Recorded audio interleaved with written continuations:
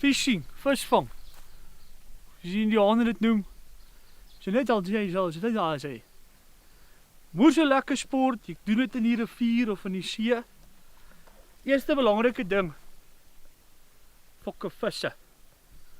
Ons gaan hulle nou kry. Belangrike ding wat 'n ou moet doen is jy moet jou vereenselwig met jou omgewing. Alright.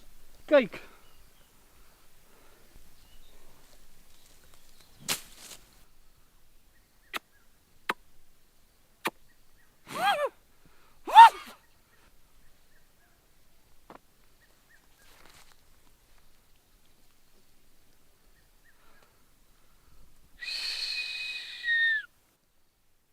Alright, so eerste ding van die tegniese deel van visvang of fishing of weet jy nie, soos hulle dit noem.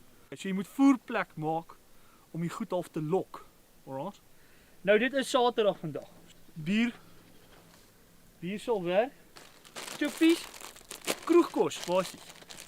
Lekker kroegkos. Dan peanuts. Peanuts werk goed. Met hou 'n ou nigter, die visse suip soos 'n fucking vis, so peanuts.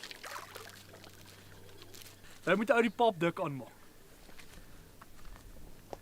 Alright, nou soos jy weet, soos kos, of as jy die visse wil fokke lekker eet, alright.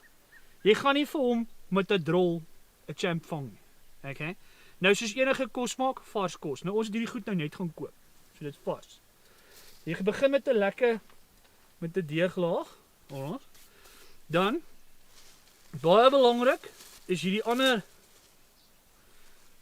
fucking goed, wat ons gaan gebruik in ons deeg. Ons noem dit sak 2. Okay. Water.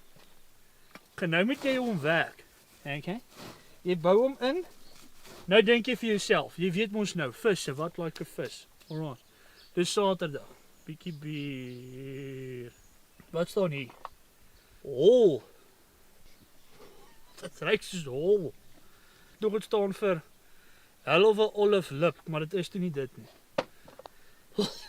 Dan mielies. Maar net 'n tinkel en jy strooi dit. Soos die fucking Nathaniel doen en goed. Okay? Aardwurms. Hy sê jou moer. Dat ek hom net verdoof. Die fucking aardwurm is soos 'n gewonde gesel. Soos 'n vet fucking sausage roll aardwurm pie.